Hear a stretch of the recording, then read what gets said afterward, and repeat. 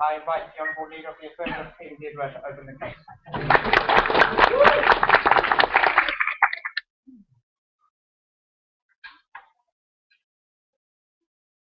Support vigilantism in contexts where the state fails to protect stakeholders, especially when we look into the context of the Amazon. I'll talk to you about two substantive things. First, why vigilantism is justified mainly because it attacks the livelihood and it's a direct assault to the identity and life of the indigenous community. And secondly, why our policy hinders those illegal activities. But important clarifications and setup that we need to look at. What is happening right now? Poachers and illegal loggers conduct illegal activities aggressively. They knowingly break the law, and we think in these circumstances, to a certain extent, already consent to the consequences that they will face. The means that they use in carrying out these activities are aggressive and far supersede what the indigenous community has. They use guns, hunting artillery for AK-47, stun guns, traps, and chainsaws to remove the forest and clear the land. What do the indigenous communities do? They retaliate in response.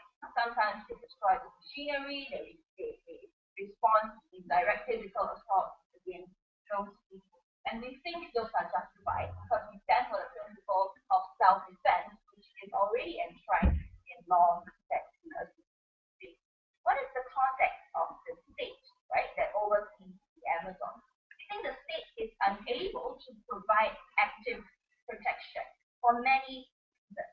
The Amazon River is 3,900 miles long. It is constantly plagued by tropical weather changes, cyclones, storms, your predators like your anaconda, crocodiles in the river, malaria, and dengue. All these factors hinder the state from actively policing and sending in patrols to control the activities that are happening in the jungle. There are no means of communication for the indigenous community to reach out and seek for help when their lives are directly threatened in the face of guns and machinery. We think it is important, right?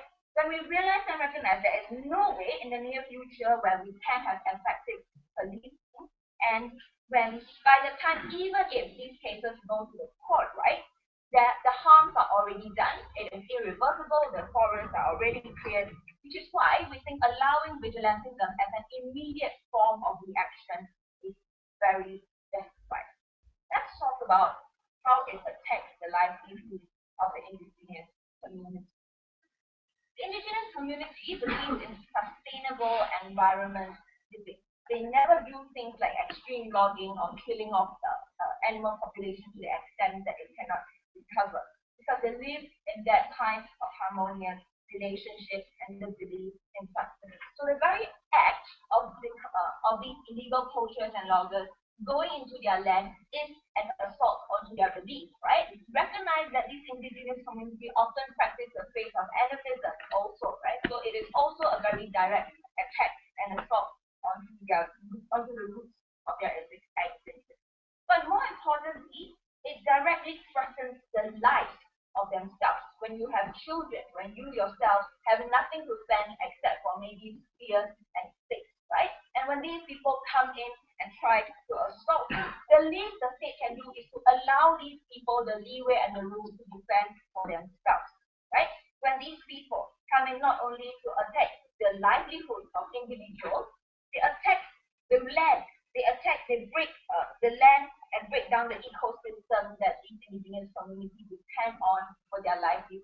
Recognize that when you clear one piece of forest, it brings benefit, it brings profit to the loggers, but the harm that it brings to indigenous community means that for the next 10, 20 years, they're no longer able to hunt or to gather the ground and the food in that land. We think those harms are irrecoverable, right? In status quo, even in the laws of the citizens, when people break into your home and people try to assault your livelihood, it is always justified, and it also protects your ability to arm yourself and to protect yourself. The principle that we stand essentially is self-defense. We recognize that just as when self-defense is justified, when people try to kill you, try to assault you aggressively. We also think that these forms of poaching and encroaching into your land is a form of aggressive assault, not only onto your direct life, or directly onto your life, directly onto the livelihood and the land that you live upon. The fact that poaching and logging is illegal in these areas also tell you that the state already recognized that protection needs to be given out to these communities. And we think what we do now is really an extension to make those protections even more effective. How does it hinder illegal activity?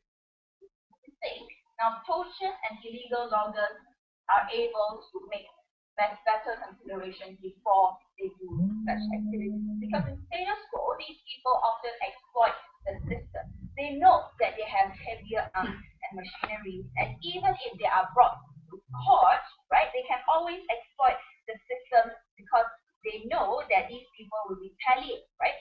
And often the punishment for poaching, even if they go to court, compared to the benefits and the profits that they've made in the past, the benefits far outweigh the cost that they have to pay for poaching, right? And the fact that the law enforcement is lax means that these poachers and loggers have often carried out these activities recurrently in the past, and the chances of them being brought to court is very little. When the government is unable to regulate and protect these people, we think it therefore calls for such action. But more importantly, right, we think it also brings across this awareness when you establish the law and you tell the people out there that the indigenous communities are facing such immense threats that we need to pass these kinds of law. It's important now to bring that form of awareness to tell everyone out there that, hey, that these indigenous communities are really disadvantaged. We really should not do such things that harm the very needs of their existence.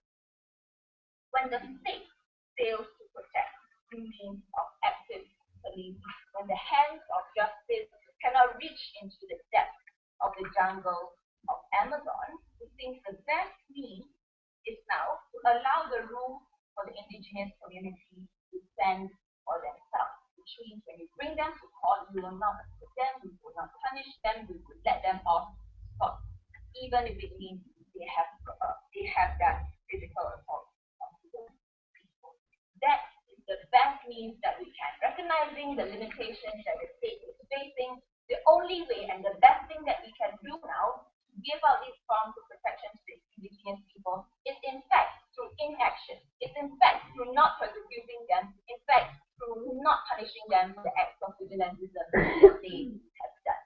We do not condone vigilantism in a broader sense. It does not mean that everyone can just go out there and kill people because the law is in our land. But when the law fails to protect us, we have to stand for ourselves. That's very important.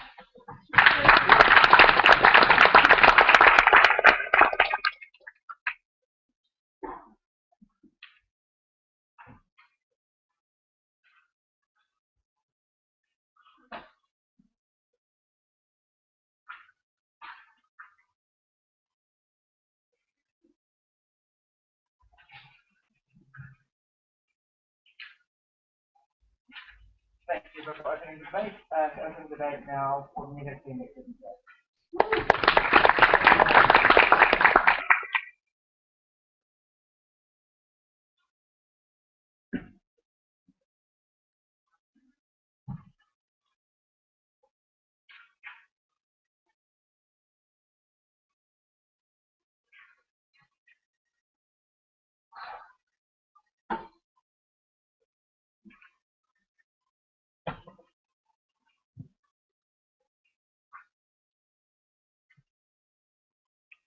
Mr. Speaker, we think the fight against environmental threats and the protection of the environment and the ecosystem is a very complex.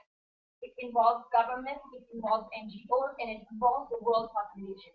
We think it's very naive for them to get away with the fact that because states are corrupt, nothing happens on the ground, therefore we will allow anything these indigenous people do go away in court, and we're okay with anything they do. We think that's very cowardly, right? What are my arguments today? Number one, I want to talk to you about this idea of self-defense and proportionality of justice.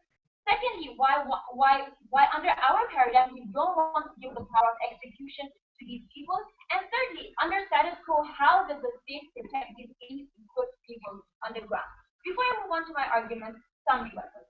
Firstly, they came here and told us that these companies, that these illegal poachers, aggressively break the law. Nothing will stop them in killing people, in deforesting entire acres of land.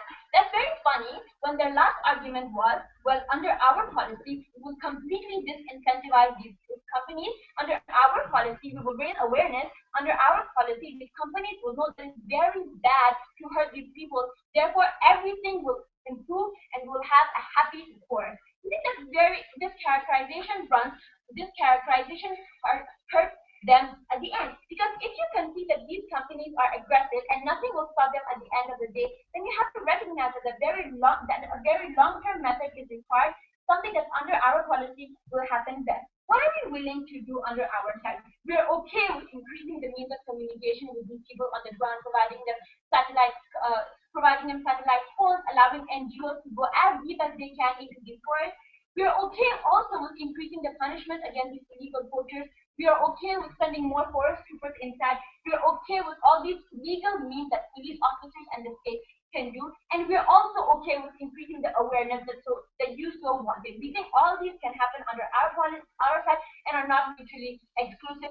Tell me why, under your policy, it is okay for these people to hold a gun and act in not always self-defense and be able to get away with it, right? Secondly, they told us that these states are corrupt and don't always fight for these people. We don't think this is true. The Amazon forest is not only controlled and run by Brazil. There are three countries, Brazil, Bolivia, and Argentina, who have interest in this forest. And it's ridiculous for you to claim just because Brazil is corrupt, nothing happens and nobody cares about the Amazon. Not only these countries, we have the World Wildlife Foundation. This is a recognized UN sanctuary. We have international NGOs constantly caring about the protection of Amazon and the protection of these indigenous people. Therefore, we don't think you can run away with the characterization of a corrupt state. Thirdly, they came here and spent a whole lot of time about how important the Amazon is to the livelihood of these people. If you think the Amazon is so critically important to the livelihood of these people, then why don't you ban logging and logging altogether? We think that's okay for us to recognize that it is important for the livelihood of these people, but where do you draw the line? Where do you draw the line in these people being able to protect their livelihood, in acting out in self-defense, and completely ruining the long-term methods that the government has been tactically and strategically doing in order to fight illegal poaching and certain mafias or illegal companies who poach in these areas. Right? We don't think the argument of livelihood and the fact that they live sustainably is argument in favor for you. Right? Moving on to my positive material. Number one, about the idea of self-defense and proportionality. When is self-defense justified? We think when there's an immediate threat to your property and to yourself and your bodily integrity, and there is no alternative for you to act out, that is when self-defense is justified. Under status quo, we don't think you've run out of all options to take up a gun and kill any poacher or logger you see. You can contact local governments and local governments. NGOs are already placed who send out men on the ground wearing casual attires, always checking what happens without the threat of agitating these people through police uniforms. We have and therefore, police, forest rangers who are constantly going and checking the activities in these forests. Therefore, we don't think any other alternative exists under your paradigm. Even if you say that these people are out of means and can do nothing about these illegal poachers, we think under your policy, proportionality of justice is completely sacrificed. How? Because okay, if you punch me, I think it's okay for me to punch you back. But if the threat of punching comes to me, it's not okay for me to take a knife and stab you. That is how much passion that these indigenous people have for their forest. In their culture, they worship these things. This is their entire life.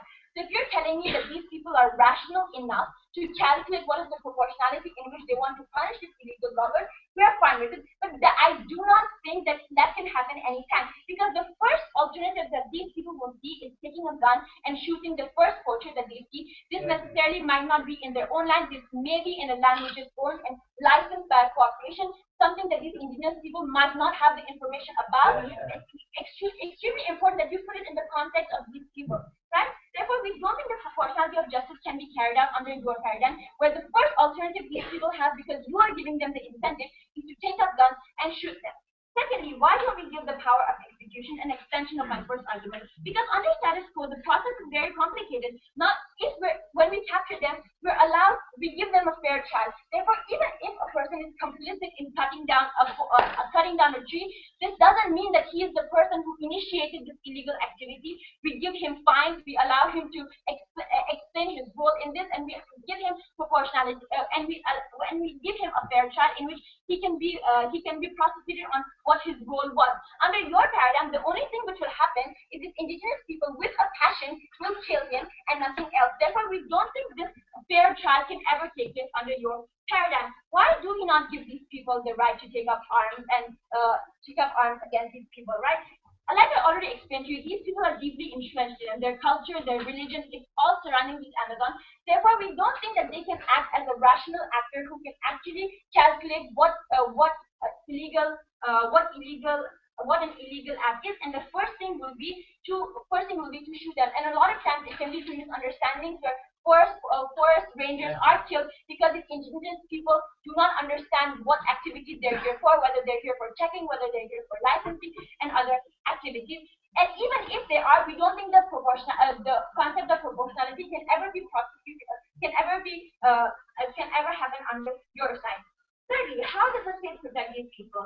We think under status quo, these acts happen spontaneously and they're in cylinders. What does the government do, right? The government has investigations. They send people with casual wear investigating these people, trying to find out who are the men on the top, not just people doing the illegal activities on the ground. This means under our policy, we can hold more people liable. We can find out who are the police officers who are corrupt. We can find out which companies are they supplying these logs to. Under your policy, the investigation only ends in the initial stages where you allow these people to burn the entire plantation or to kill the people involved. We don't think that's how you solve the long-term process of prosecuting these companies which are constantly involved. If under our policy we are okay with increasing, what we want to do is allow the police to identify which networks are involved. Even if it needs immediate harm, we are okay with letting immediate harm go. But at the end of the day, if you aim for environmental and ecological protection of the Amazon, you have to allow the countries which are involved and the stakeholders to rationally assess what are the best methods to do this.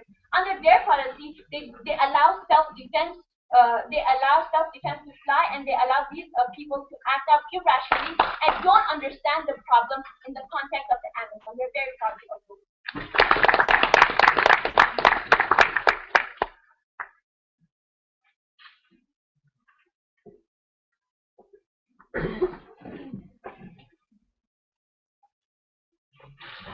Thank you, Sarah, for answering the questions.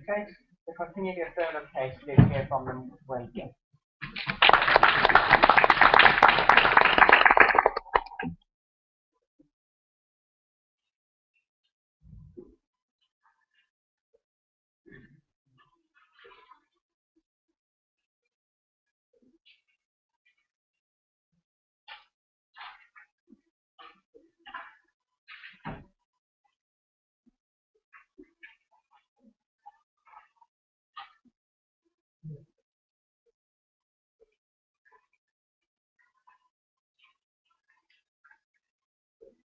Mr. Speaker, sign activity considered the qualifier of what legitimizes the act of self-defense.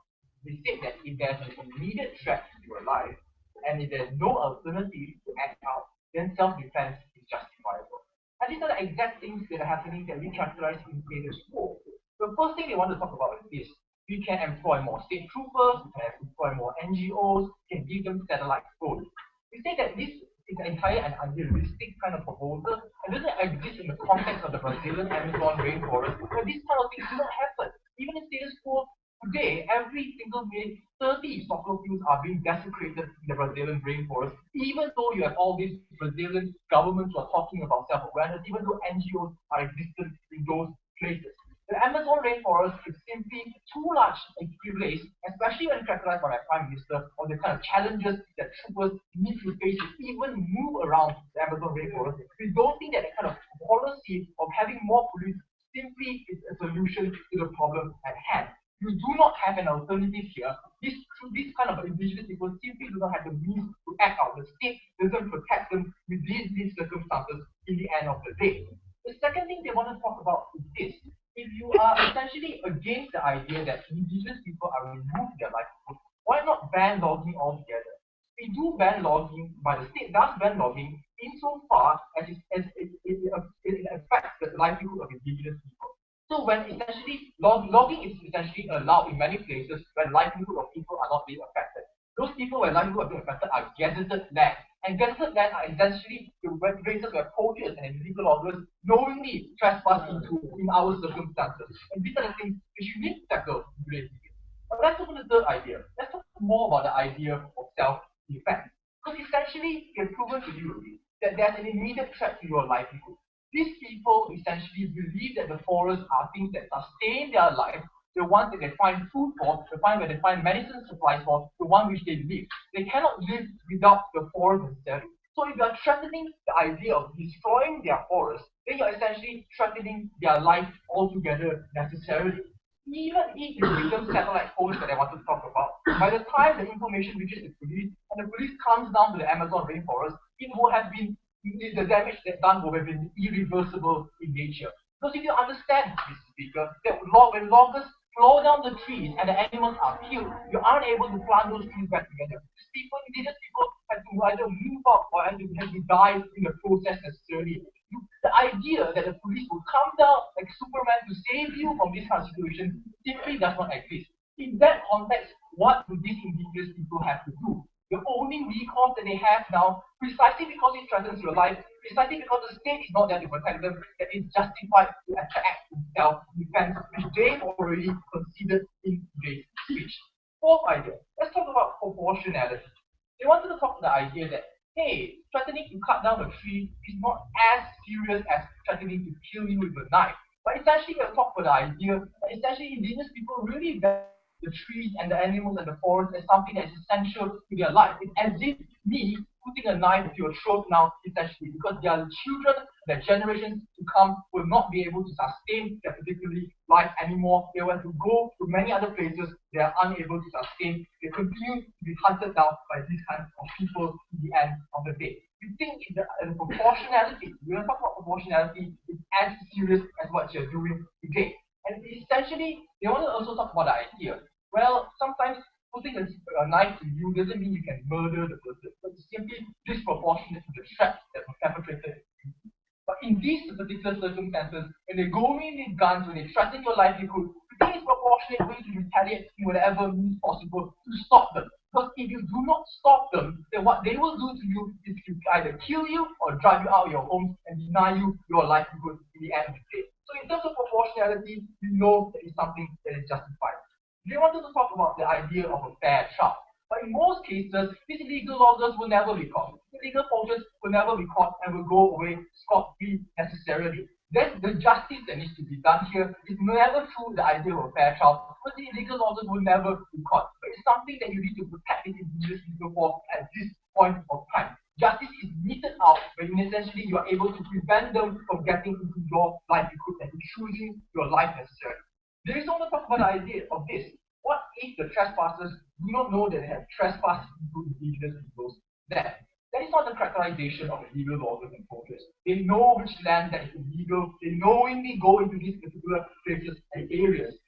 I think indigenous people are smart enough to differentiate essentially rangers from the Brazilian troopers or policemen than illegal poachers. I'm sure they will not immediately take a gun and kill a white person that goes through their land. You think they can investigate? You think that knowingly that these kind of people are threatening your livelihood, seeing them having a jacksaw and cutting down a tree is to identify that this person has already done something wrong. And we know that essentially indigenous people who might engage with them even before killing them. There are many ways to placate this. Don't think that they'll kill people directly necessarily. The fifth I did not talk about this.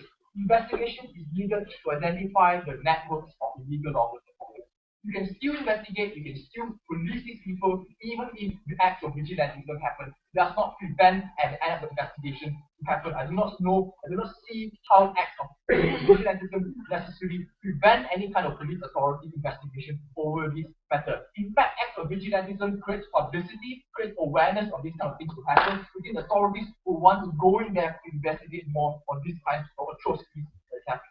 My positive material will be how essentially the scrutiny of environmental awareness will be increased under our model when this kind of proposal or legislation goes through. Because a legislation that champions vigilantism undeniably is something that is very visceral and attracts a lot of public attention necessarily. This kind of debate necessarily needs to be created within the authorities and the legislative authorities and the citizens of Brazil and many South American countries today. Yes, we create media publicity and hype that indigenous people are destroying tractors, are assaulting contractors. But this kind of publicity and hype is something that needs to be generated and needs to be pushed to the status quo to enable people to know and to realize that the Amazon rainforests are facing a threat. That these indigenous people, which might not know even existence, their livelihoods are being threatened today. That they have to act in self-defense. That they are willing to go past their acts which might not even be normal in their life. Killing a person is not something that's easy to do. Assaulting a person is not something that's easy to do. If you are able to convince the normal people out there that these indigenous people are willing to go to these extreme measures, it means that the forest is something that's very meaningful to their life. It's something that they're willing to stake their physical safety for in the end of the day. And that generates debate and that generates discussion to necessarily this kind of positive change that will happen. They will essentially citizens will be now more inclined to lobby their government essentially to fund more things into the project, to essentially ask for more international support to help with combating these kind of things, to police the illegal loggers and illegal poachers necessarily. This is a visceral reaction that is needed to push people, to push the authorities to comment concrete positive action. Mr. Speaker, in times where authorities are unable to act, in times when your livelihood is being threatened, it is essentially important for you to act in self-defense. And this is exactly the things that are happening in Amazon rainforest. We're proud to go propose.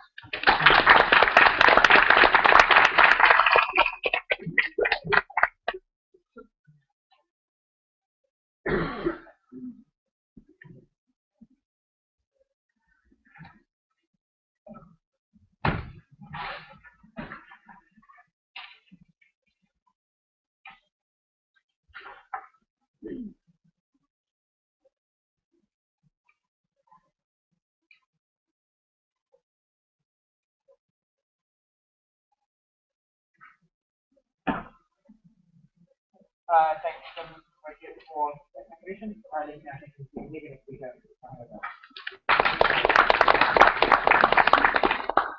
Ladies and gentlemen, we don't think that the state needs to transfer its burden to the most ill-equipped individual and the most irrational one in that scenario. We think it's unfair for these individuals to continuously discharge their duty and say that the size of Amazon is too big, you villagers need to fend for yourself. Right? I will deal with this debate in several different tracks. But the reason why affirmative most definitely deviated from the actual debate was the premise on the idea that poachers are people who destroy settlements. No, poachers come into Amazon to find all of this logging, ladies and gentlemen, all of these exotic animals so that they can take this artifact or this what do you call this, their food or their tusk, whatever. Right? They don't have an incentive to destroy settlements because that will cause. They have no. You have the burden to explain to me why will they have the incentive. But we tell you, and this is how I'm going to engage, is that this is a clear problem solution mismatch. The geographical size and the complexity of the Amazon is never a reason for you to discharge your duty on this individual. We told you there are 3 governments at stake. We have told you there are UN sanctuaries at place. We tell you more and more NGOs are in place. We don't think these people have a burden to take the gun and shoot them. We think this problem can be solved by placing more and more forest rangers in status quo. Because the real problem is how the state is incentivized and how the state is charged. Because if this problem was about rape, would you use the same geographical argument and the complexities of status quo to be the reason why women need to be given guns and shoot their rapists? No, we follow the principle of the justice system because we think that your individual cause and your individual hurt, ladies and gentlemen, cannot be the reason why you act proportionate. But second, they told you that the problem is that that there's no these people are not the net profit that they gain from poaching is higher than the cost that they pay in the justice system. That's a problem. problem with deterrence. That problem can only be changed when you change the law. And they will tell you how that you lose critical mass to change law in the long run. But the reason why, ladies and gentlemen, they most certainly they will lose is because at best, these individuals are able to take one or two poachers, right? And these networks are large. But in the worst case scenario, these individuals will be dragged into the combat and will be target, ladies and gentlemen, will be targets of these extensive networks. And we think what most likely to happen under their paradigm is that when this illegal or this forces enter, they will be incentivized to attack and to kill off everyone first before they start their logging. That is the biggest problem in their debate.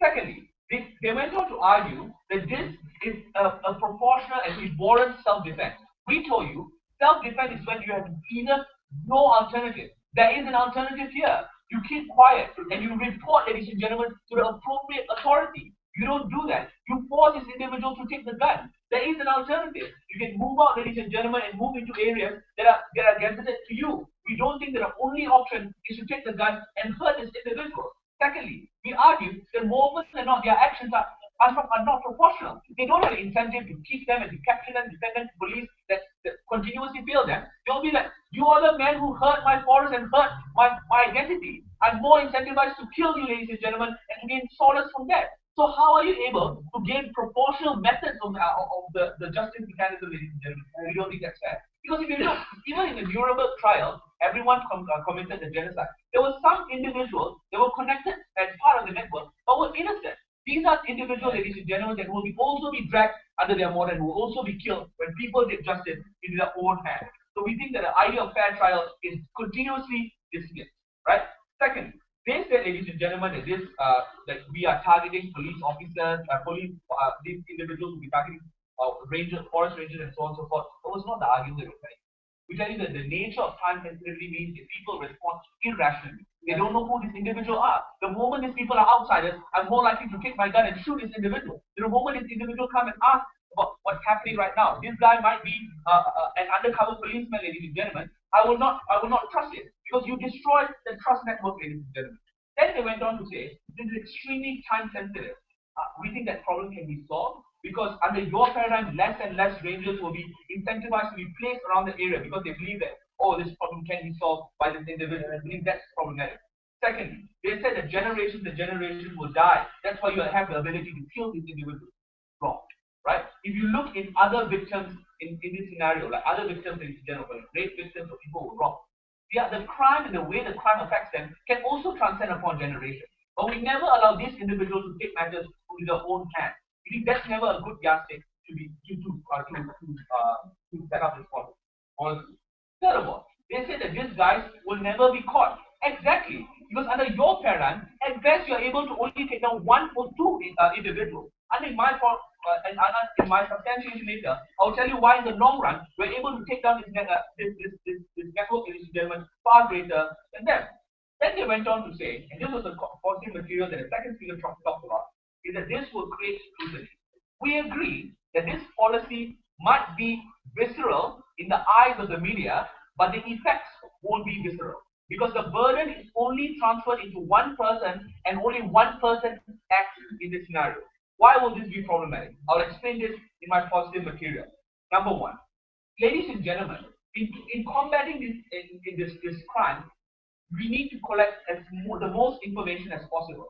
There's an information asymmetry in status quo because the police do not know what the people on the ground know.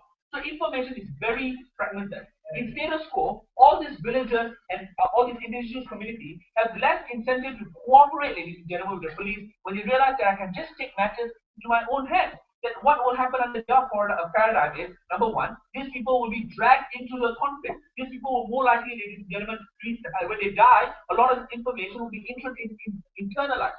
That's a problem. Secondly, there will be less incentive for these people to investigate because they can't collect proper evidence. That's a problem, a new problem. Thirdly, this is a closure and an irrational closure that a government sanctions. That you can kill your victim and gain solace from them. That is your hurt is bigger than the principle of justice system. We think that's problematic. Why is it problematic? The second argument. How do we create better political lobbying? Because that side of the house wanted to come up with scrutiny and more scrutinized discussions that can only exist once you pressure the government. Once the government realizes that the only individual that is required to settle this problem is those poachers, the government has less and less incentives to act. You create less and less critical mass. In the event, ladies and gentlemen, where the government is the only person who can change this, you consider that. You consider that laws need to be changed. We think you need to make sure that these people's causes and hurt are represented in the Congress. When they pressure politicians to represent, ladies and gentlemen, their hurt, that's how you're able to create critical mass. That's how the media, ladies and gentlemen, is able to expose and talk about a lot of this and able to pressure the government to do something. Under your paradigm, the government has no incentive to do this. They can afford to sit quiet, ladies and gentlemen, and just say that you already have the right to kill off the people who enter your land. You are already able to gain closure. Because the government has less incentive to do this, because when if they're not able to prosecute them, the government can just say that, look, evidence is problematic. These people did not come and cooperate with us. These people chose to enter the war, chose to enter the conflict. These are circumstances in which it can hamper political lobbying and good discussion to be taken into place. Ladies and gentlemen, at the end of the day, their policy will only be able to kill one or two individuals, but in the long run, their policy will suffer because the critical change they require is sacrifices again.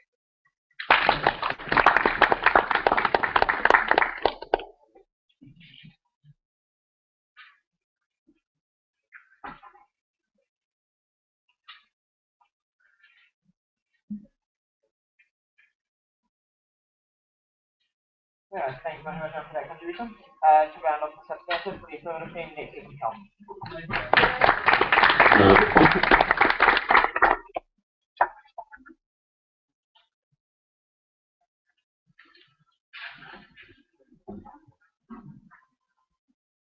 Mr. Speaker, on side of affirmative, we find it quite telling that the second speaker chose to drop the whole idea of self-defense. Thank them for concluding on that point. Right? Two major issues in today's debate. Firstly, are the actions of the usual language justifiable? Secondly, the long-term protection of the Amazon and the indigenous people. Before I go into that, a few minor rebuttals that don't really fit. Because they came and requested what happens in cases where, for example, where it's not about the Amazon, where women are being targeted or raped. Do we allow them the chance to defend themselves? And we on side of affirmative, we are very happy to say yes. Women are allowed to defend themselves, right? You have seen, for example, in America, people who stay in areas which have high incidences of rape, who have a risk of getting attacked, have the right to apply for a permit to carry a concealed firearm, have the right to have that form of self-defense. Right? That is a guarantee because whenever your life is at risk, we give you that option, right? The second funny thing that they told us, and a slight contradiction in their case, because on their side of the house, they tell us that these people don't really care about the ground. They can move to other areas where there isn't illegal logging occurring, where there aren't poachers. But on the second, his very next argument is that but these people care so much about their ground that they're going to shoot first and ask questions later, right? Which is it coming from your side? We don't quite get what they want to stand for. But let's look at that in both ways, right? What happens when people care and what happens when people don't care? Because we have to understand that we are talking about rational people. We're talking about human beings. If they were going to shoot first and ask questions later, then we wouldn't have the problem of illegal loggers and poaching because they'd all be dead. The very fact that they are still alive shows that these are individuals who are willing to communicate, who don't take drastic action until they are forced to. The rest of their rebuttal is integrated into my speech. First argument, the whole idea of whether it's justifiable, because what we extensively told you, not the whole idea of self-defense, something that they challenge. You have to be very clear. The concession is that when there is a threat to your life and to your livelihood, and that's exactly what these illegal loggers and these poachers do. Let's analyze the action because they come into land, gazetted land that is designated for these indigenous communities. They come in, they cut down the forest, they kill the animals, they threaten their livelihood. Their actions in itself don't have proper regulations. For example, when they cut down the forest, they contribute massively to the pollution of the Amazon. Statistics have shown that in 1990, there were 737 cases of reported dengue along the Amazon.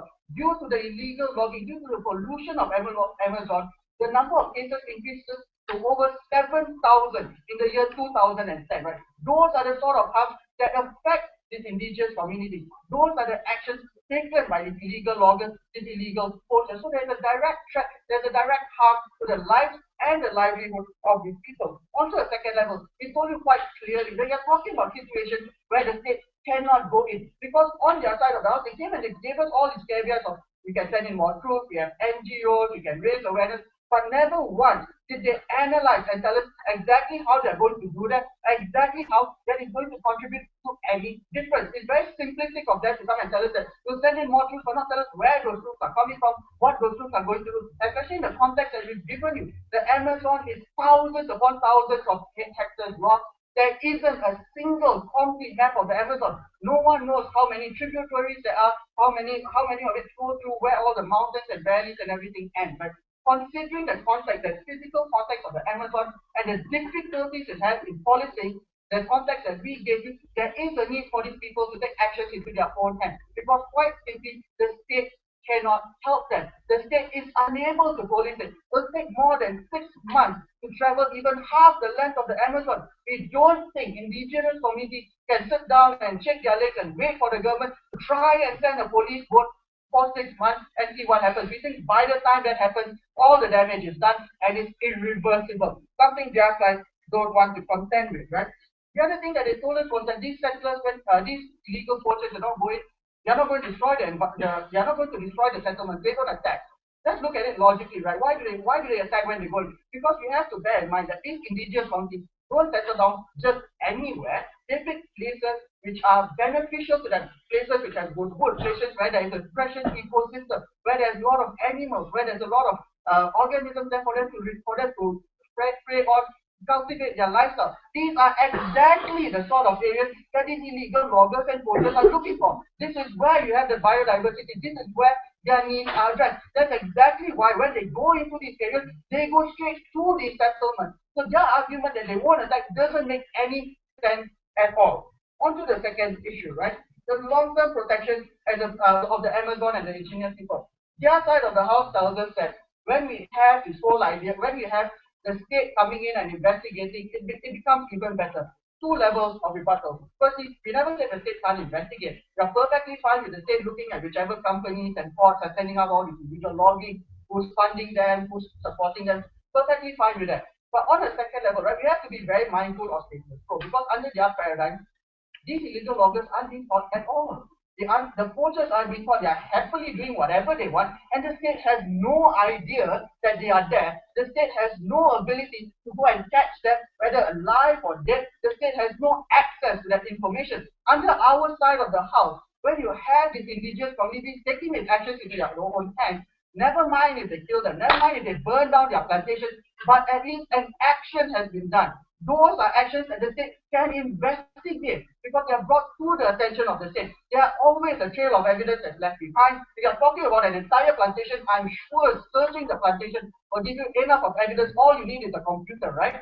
So those are the sort of benefits that the state can have. The second thing that we said, right, was that the whole idea of when you have these indigenous communities taking up arms, you make it a more dangerous situation. Because these loggers, these illegal loggers and poachers now know that these communities can attack them, can defend themselves, and the state has some form of support to them. The state won't punish them. It preys on their mental calculus because they now have to worry about their safety as well. They know that should they venture into this territory, that there will be actions, that there will be reprisals, and that's how you hinder it. Under their form of status quo, that doesn't happen at all. Third thing that we told you was that when we want to talk about raising awareness, because according to them, the public is going to have a visual, are going to look at a visual picture, but not have a visual effect, right? Logically it doesn't follow because let's look at exactly what happened. There are two scenarios. One is when the state does not realize the severity of the action, or the state is naive about the problem. In this situation, under our paradigm, you highlight the issue, you bring it up to media, let the media sensationalize it and make it into a big story. That's when the state realizes the severity of it. They realize how many people are being attacked, how many actions are taken, which parts of the Amazon are affected. That's when you create that form of political political will within the state to create better policies, to conduct better policies, something that their side doesn't do. On the flip side, when the state is lax about it, the state doesn't want to take action. Under our paradigm, you create that reaction within the public because you show the public, look, these indigenous communities are facing so many threats. They are forced to take their actions into their own hands. You show how bad the issue is, and that's when the public puts the pressure on the state. Because you have to bear in mind, public scrutiny, public pressure is what drives state policies. Under our side of the house, that happens better. For all those reasons, I'm very proud to propose. Thank you.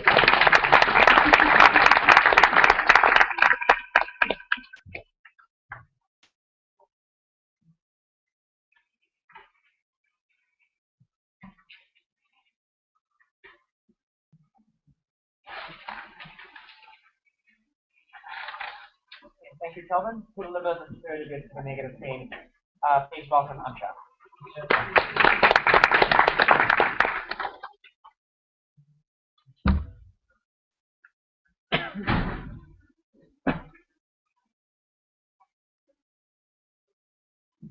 The Amazon rainforest is so huge, up to a point you can't be stacked.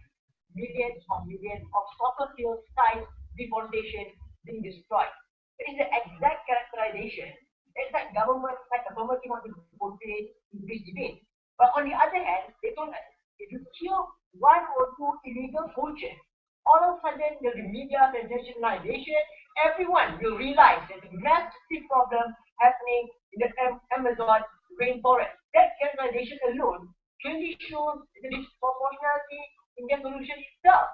Tell me, how is it logical when massive rainforest is being destroyed, no one realized, but when you kill two or three people, everyone realizes and everyone makes a hoo-ha about it. This is why we think it's actually problematic. Coming from that, I'm going to move to you in three different issues to tell why we made clearly if my initial characterization was not enough to convince you. First characterization, does it constitute self-defense? Number one, everyone in this room clearly understands what self-defense is. Self-defense, does it constitute an absolute right where you can do whatever you want in no matter whatever condition? That characterization is extremely false altogether. Even in cases of self-defense, you are educated at a court of trial to determine whether or not it's legitimate or not. This debate is clearly not about self-defense that is portrayed by them. Because vigilantism clearly doesn't show that you're defending what you are doing when you're being attacked. But it can also be a preemptive strike in order to prevent loggers from even entering your forest in the first place. And that's the nuance that they miss out coming from my leader of aggregate. This is why we think they clearly losing out. But on a second level, on the idea of rationality itself, because they need to clearly come here and show me that it is extremely important for them to stop this deforestation up to a point you can actually harm them. But no, they come here and say, regardless of what form of deforestation that happened, because if I only kill one animal, that particular individual deserves to die. Which means there's a clear disproportionality that's happening under status quo. It means, for example, if I come and step like 1 foot in your house, you have the automatic right to shoot me, even though I'm an old crippled guy. So under status quo, proportionality exists. For example, if I see you being an old person, and I see you being that cannot cause enough harm, when you're only equipped with your hand, I am clearly not allowed to kill you with a gun because we clearly understand that an old person cannot punch you and cannot injure you in that particular state. Therefore, your argument of nuances doesn't really equip well with the idea of self-defense. Therefore, we think it's actually falling on their particular side. But on the next level, is it really proportional? I'm going to tell you three different reasons why is it not proportional at all. Number one, their action. Is their action extremely proportional? Because you need to understand you're only attacking the ground troops. People who only go and knock trees with chainsaws, which means you're not attacking their top boss who directed them to do it. First of all, you have to understand the condition that these people enter the job to begin with. These people might be doing it for their livelihood, might be doing it because they don't have any other option. They might be coerced to enter this state of living. But what do you give them in return? You say that your life is meaningless, which means if you enter this state of work, anyone or any indigenous people can simply kill you off. Which means there's a clearly disproportionality existing in their particular action itself. Which means I could simply go there and might they go for recreational purposes, but I might be holding a gun, but if they mistakenly kill me, therefore they're not liable at all because you justify the act of vigilantism. Because it is not about self-defense. Self-defense is always trials and courts. But vigilantism gives them a green light to do whatever they want in order to protect their rainforest. For the next level, how is it proportional for you to educate them, especially when it comes under the banner of crime sensitivity? It comes under a different banner altogether. Number one, since you argue in a context where they are totally detached from society up to a point, no form of communication can happen. Yeah. That means it's clearly unlikely in their paradigm, unrealistic paradigm, they rarely meet any police rangers at all, any forest rangers at all. Which means it's highly impossible for them to create a distinction whether this particular person is a poacher or a forest ranger. Which means most likely under their paradigm, a forest ranger might be killed, an NGO worker might be killed. So these are all reasons that we want to prevent from enacting a particular motion to begin with. Because it's extremely dangerous. Third level, when can state transfer rights? We think when under their policy, when you allow state to transfer rights, a few things will happen. Number one, the state becomes extremely complacent altogether for a few different reasons. First reason being is because now it creates a vision in your mind that we are somehow combating this problem because there's somehow an external force helping us combating these illegal poachers. Therefore, there's no necessity or there's no dire need for us to mobilize all of our troops in that particular location to solve this problem. But on the second level, it also might create the flip side altogether. Because of the danger of this indigenous people might attack you at any point in time, I might have no incentive at all to even join the forest ranger to begin with, because now that job becomes extremely dangerous. Now I'm not only under threat from illegal poachers or loggers, but now I'm under threat by the same exact people that I want to go in and defend because they have no clear idea that I am a forest ranger because they are now free to act in whatever means or whatever manner that they want. We clearly don't want this particular danger to happen. But let's move on. How do we have an investigation? Because they dismiss our argument altogether. And these are the nuances that we have provided you in this debate. Number one, in order for investigation to happen, we need to understand that certain governments fund different officers within the organization themselves. In order for them to extract certain form of information so that we know who are the top guns up. Because usually when you enter forest, you don't bring computers or laptops like this ridiculous speaker tries to portray. In order for us to gain exact nuance and proper evidence, we need to go deep into a particular organization so that we can know exactly in charge and stop that illegal activities altogether. Just destroying the ground truth doesn't mean we stop poaching altogether. And it's a long-term goal that government wants to achieve, and fact negative is clearly in support of that particular nuances of hampering investigation. They are making things worse. On a second level, what do you make? What do you make it worse? To make sure now the Amazon forest becomes battlegrounds. And why do I say so? Because you clearly perpetuate the problem that exists between illegal loggers and what happens between indigenous people. Because you continue under your paradigm that they are already aggressively entering forest. They won't stop at any point in time in order for them to gain or reap profit out of it. Once you give this green light to these indigenous people, most of them will act in a manner where I must do whatever I can in order to take my part of the land. Which means now it becomes a battleground. What means that if I have a gun and I'm an indigenous people and I kill an illegal logger, in the future, more illegal loggers will enter the forest with much more sophisticated weapons. They might even hire private military troops and so on. These are all dangerous situations that you're creating and creating more harm to these indigenous people. How do we create and mobilize support? Number one, it's ridiculous for you to come here and say that you want to use these indigenous people as sacrificial lambs. Meaning one or two of them will suddenly mobilize and create publicity. Publicity exists under our paradigm because when you destroy and deforest 23 soccer fields, people will realize. This is why under status quo, we know there's a problem in Amazon forest beginning. We don't need people to die. We want to perpetuate the problem that exists in the Amazon rainforest. For all of those reasons, we think status quo is more than capable in handling to you. I back to Popo.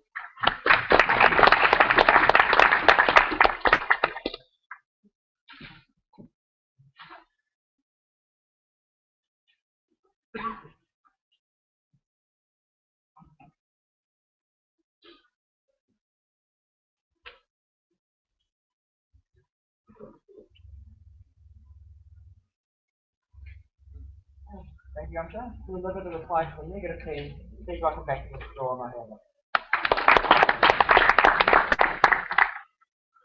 Both sides consider that killing certain individuals won't solve this problem. But solving this problem means that we need to change laws, and this debate needs to be adjudicated who brings to that well. There are three issues in today's debate. Number one, the issue is about, is this really self-defense? Does this warrant the actual response to the threat? Second, who combats this better, ladies and gentlemen, and who creates public pressure? But before that, I need to point out to you the changing and evolving characterization that was too convenient for them. Number one, they said that this debate was about victims. Look, this motion suggests it's about vigilantes, and that's what we say, ladies and gentlemen. Poachers hunt animals, not about what do you call it, aboriginal or these individuals that live in this society. That's what they did not respond to. They said that, look, the third speaker seemed to allude that somehow the animals, these wild animals, tigers and whatever not, live together in these villages. No, that's not true, guys. You need to explain to the context and why this happened. Second, they said that this is too big, guys. There's people die of dengue and animals attack them. Then why are your poachers still alive? This means, ladies and gentlemen, that access to these places is not that difficult as they want to point out. Or else, like, people will die, even the poachers will die. Secondly, when asked about how would they solve this problem, they said, look, guys, we can get information, we can use satellite information to solve the poachers that come out to the ports and everything. If this information was not fragmented, you will be able to crack down on this poaching already. But you weren't, ladies and gentlemen. Right? Let's move on to the actual debate. Is this really self-defense? We told you, unlike rape, right, where you don't have the ability to opt out, there is a way to opt out here.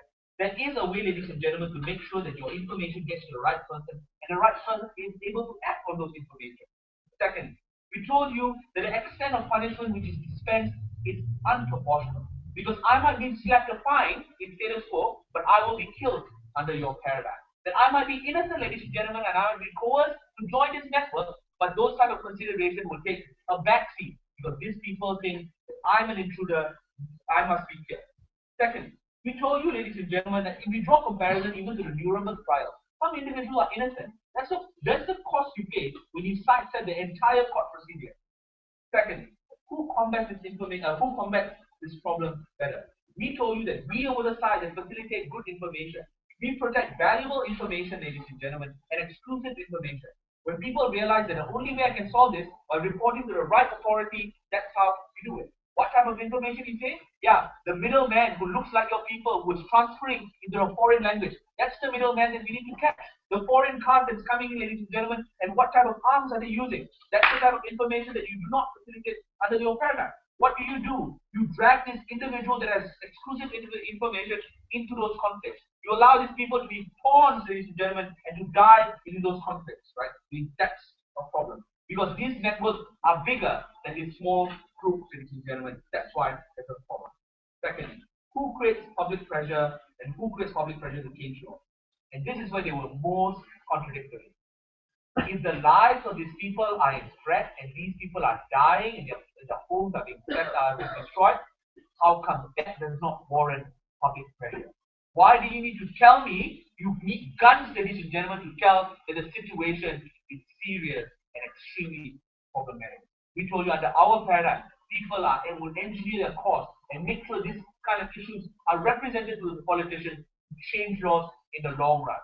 Their policy is a short-term, knee-jerk policy that satisfies some people and we think unfair. And we told you further on that people can't gain solace for killing other individuals. You can't just do that. That's not how you engineer public pressure. Under our paradigm, there's a better and a healthy way, ladies and gentlemen, to create those public pressure. This motion, ladies and gentlemen.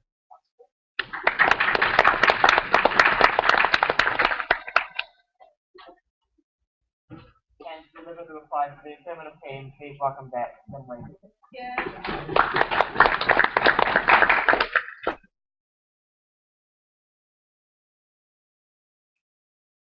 Two issues. Firstly, the act of vigilante itself is justified. Secondly, how best do you change? on the idea of self-defense, both sides of the house agree that as long as there's a threat to your life, secondly, if there are no alternatives to act out, i.e., the state is not there to protect you, then self-defense is justified.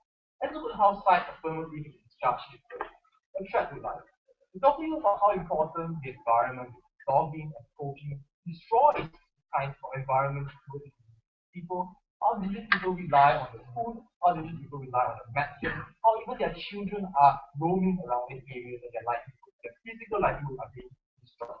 So even though your poachers and loggers do not destroy your settlement per se and merely destroy your trees and animals, it's already enough harm to attack their livelihood and their life in this circumstance. That is how they think. Modern people like us might not understand so, but that is their dogma and their belief. Secondly, there are no alternatives to animals. We set up this debate in the Amazon rainforest, where it's large in size, where there are many diseases and there are tropical climates that prevent the kind of full amount of pollution that can realistically happen. Even at best on their side, even if the police are able to go into those particular areas, the time at which they reach there to prevent any devastation of rainforest will be too late. It will be irreversible in nature already. Is that hoping the police will come to you to rescue you from a rapist, hoping that they'll come in 30 minutes. But in 30 minutes is already passed by, the person was already raped you anyway. So you can act in self-defense in those particular matters. The time sensitivity and the irreversibility of the damage of the rainforest needs to be taken into account, even if the state can act out in your best case scenario, and they're never responsible. But the most important thing they want to push is the idea of proportionality. What if an old man with no arms comes to your rainforest? Come on, this is not the characterization of legal poachers and loggers. They know that these particular areas are gazetted. They come in with AK-47 and big tractors. I think indigenous people are smart enough to identify poachers and loggers if they can operate a satellite phone, as they want to talk about, on their side, on the house. So essentially, the harm is being shown by these people is dangerous enough to satisfy the threshold of proportionality in response, however visceral the reaction is. It is like rapists, like robbers who come into your place to threaten your livelihood and your life. You do have a right to act in self-defense, even if it means killing someone to prevent that visceral, that harm to attack you. That is proportionate in nature. They also want to talk about a lot of red herrings, things like better investigation, things like catching the top bosses instead of the middleman, things like mistaken killings. These are things are not mutually exclusive on their side of the house. Investigations can still take place here. Catching the top bosses will still happen here. I do not see how vigilantism necessarily prevents these kind of things to happen. Let's look at the second idea. How best do you facilitate change? On one side of the house in negative, they say that you create this kind of ideology that somehow the government will wash their hands off this particular thing if you allow vigilantism to apply. We say that no, vigilantism creates a visceral reaction. Like you said, battlegrounds, conflicts happen, people die. We think that this is the price to pay, essentially to send a message to society that these indigenous people are willing to sacrifice their physical embodiment to their physical lives to protect the society and environment which they live in. That kind of long-term scrutiny can only happen if this kind of news gets into the way that vigilantism is allowed to be operated. It's how the media point the spotlight to these kind of things to happen necessarily. Governments will not wash their hands off these kind of things if vigilantism is something that's in the mainstream and people discuss thoroughly about it. You know, protect the environment and protect indigenous people, go inside of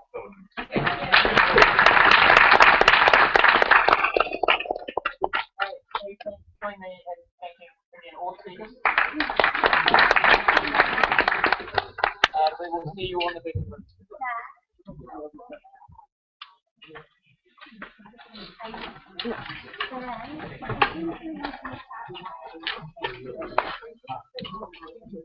I have to this like this in here, but I probably should have. No.